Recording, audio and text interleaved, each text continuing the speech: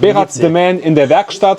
Hatten wir schon länger nicht mehr. Ja, das stimmt. Aber was für ein Teil ist das denn? Ja, wir haben wieder einen Spezialteil hier. Der sollte auch sehr schnell fahren, also ca. 80 bis 90 km/h.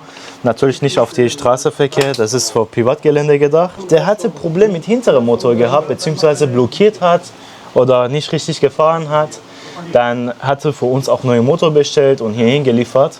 Und was wir vorbekommen haben, ist das schon das Originalmotor hier, aber wenn wir damit fahren, quasi das Motor laute Geräusche macht. Ja, neuer Motor hatte das Problem gehabt, weil aus China aus einer billigen Webseite bestellt wurde, dass Magnete nicht richtig geklebt waren. Beziehungsweise, man kann hier sehen, dass an der Motorspule geschliffen hat, echt laute Geräusche gemacht hat. Wir dachten, natürlich kann sein, dass das Steuergerät ist, das so eine komische Geräusche produziert und so weiter. Und ich habe gesagt, ich tausche einfach das Kern von dem Motor.